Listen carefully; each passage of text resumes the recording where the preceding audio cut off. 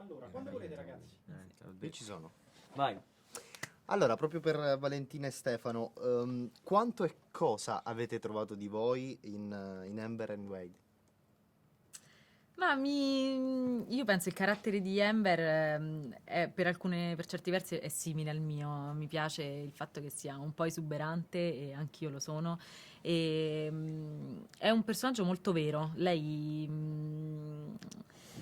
non so, è molto sincera con se stessa e è un obiettivo, diciamo, che cerco di pormi anch'io giornalmente, quindi in questo mi ci rivedo.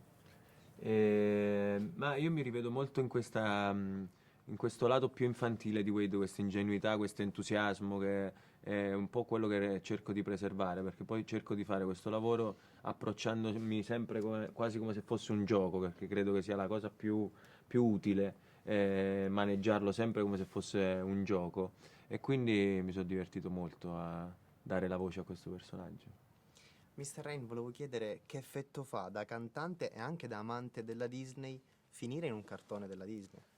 È stupendo, era una cosa che sognavo da tantissimo tempo e è arrivata dal nulla, quindi ho accettato subito questa fantastica cosa e è stato anche divertente sperimentare e fare questo adattamento, è stato molto stimolante e soprattutto poi guardare il film e sentire la canzone dentro è stato un momento molto magico.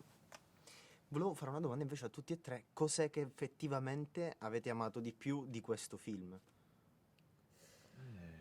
Che cosa avete amato di più? Io l'animazione, guarda, quando abbiamo doppiato non avevamo ovviamente contezza di quello che fosse il film per intero, perché doppiavamo gli spezzoni che ci riguardassero, e quindi poi rivedere tutto cioè tutto il prodotto insieme, finalizzato, quindi con i colori, con le animazioni definitive, per me è stata una sorpresa perché non riuscivo a immaginarmelo così acceso.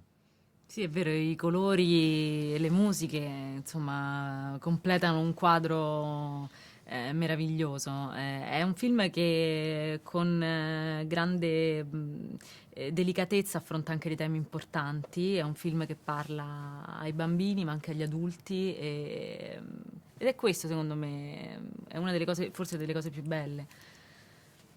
Sicuramente il messaggio che lancia e anche i due protagonisti che sono veramente reali e mi sono piaciuti veramente tanto. Avete detto che comunque tutti e tre amate il mondo Disney, quindi però quel film che magari portereste in un'isola deserta da vedere sempre, cioè quello che amate veramente di più di tutti. Troppo difficile. Elemental, Elemental, assolutamente.